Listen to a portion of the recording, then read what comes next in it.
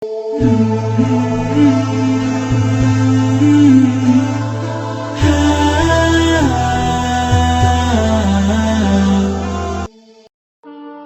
demi hari, waktu demi waktu berjalan. Umur kita terbatas dan semua terhitung hisabnya di sisi Allah Subhanahu wa taala. Umur kita sejak kita dilahirkan sampai akan meninggal dunia sudah semua ditentukan oleh Allah Subhanahu wa taala. Di antaranya rezeki. Malah rezeki itu salah satu rahasia Allah Subhanahu wa taala, dan Allah Subhanahu wa taala sendiri yang mengaturkan rezeki manusia. Bukan hanya rezeki manusia, bahkan seluruh makhluk Allah di muka bumi. Wa ma min dabbatin fil ardi illa 'ala Allahi rizquha. Setiap makhluk yang berjalan di muka bumi, Allah Subhanahu wa taala yang mengaturkan rezekinya.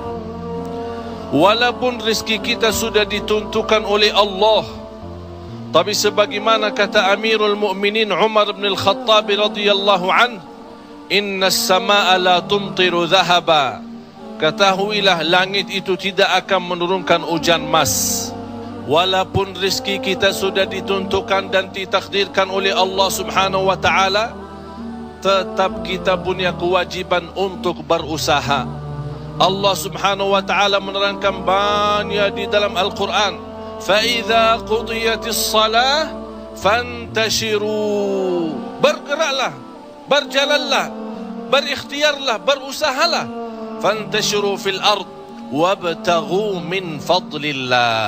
Carilah karunia Allah, anugerah Allah, rizki Allah.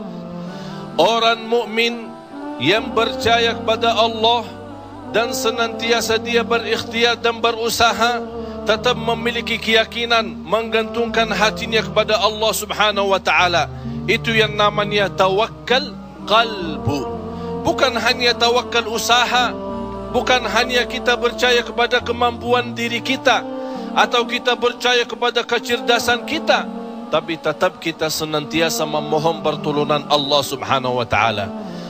Dan segala amalan itu tergantung niat. Innamal a'malu binniyat wa innama likulli imri'in ma nawa. Kita punya amal, tapi sebelum kita beramal, sebelum kita berusaha, sebelum kita berikhtiar, tolong Bapak Ibu jangan lupa nawaitu. Saat kita mencari nafkah dan rezeki, nawaitu dia untuk apa? Jadikan rezeki itu adalah jembatan yang membawa kita mendapatkan ridha Allah, jembatan membawa kita masuk surga Allah. Itulah nawaitu. Hal-hal kecil dengan nawaitu bisa menjadi besar di sisi Allah Subhanahu wa taala. Ada orang nawaitu, dia mencari nafkah dan rezeki, begitu dia mendapatkan rezekinya, dia nawaitu untuk memenuhi hak-haknya, kewajibannya terhadap istrinya, kewajiban terhadap anaknya. Sampai Rasul bersabda, sampai seorang suami suapin istrinya diberikan pahala sedekah. Coba bayangkan, berarti nawaitu itu sangat berarti. Oleh kerana itu Bapak Ibu jangan tinggalkan nawaitu.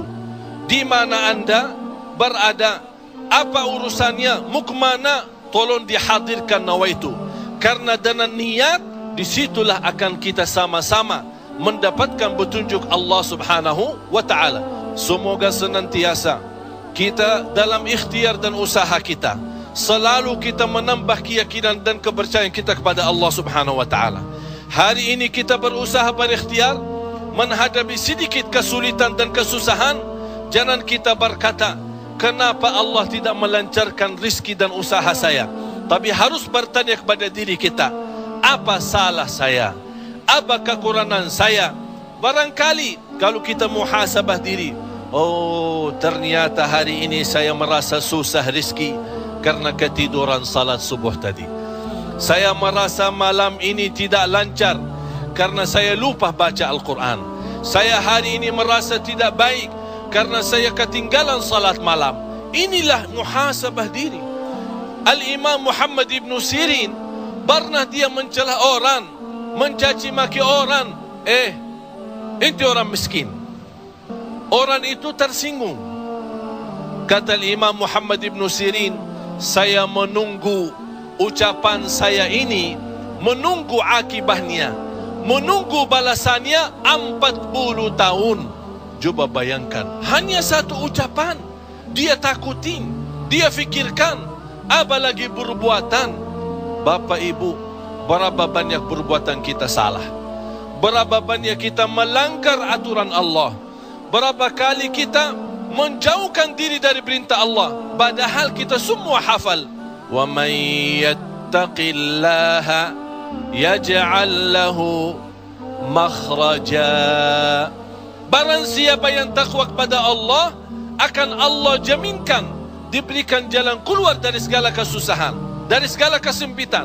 Berarti kalau kita berdoa, kita berikhtiar, kita berusaha, tapi masih kita menghadapi kesusahan dan kesulitan, pasti ada sesuatu yang tertinggal. Salah satu amalan di samping ikhtiar dan usaha kita adalah zikrullah, terutama istighfar.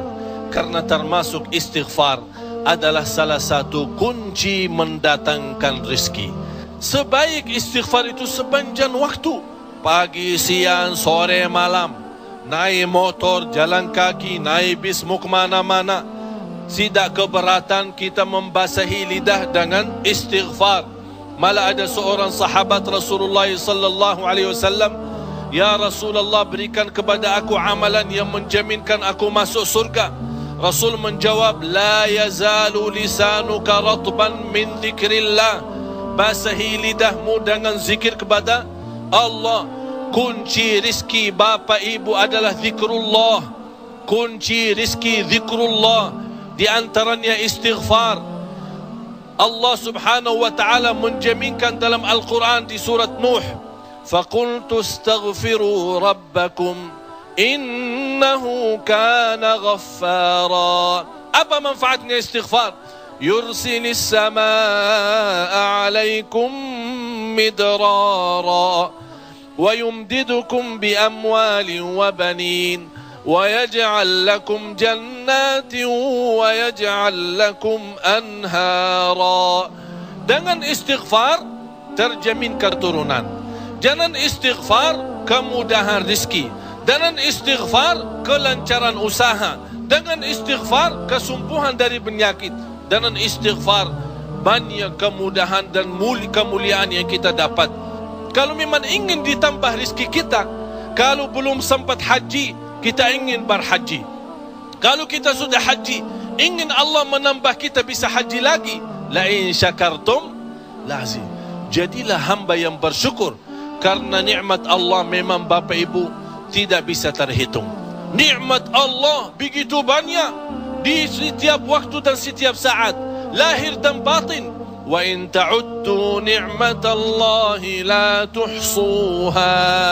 Oleh karena itu, jangan anda menjadi orang-orang yang mengkufri nikmat, tapi jadilah senantiasa mensyukuri nikmat. InsyaAllah dalam syukuri nikmat dan sabar menghadapi ujian dan cobaan, kita bisa menjadi hamba yang diridai Allah.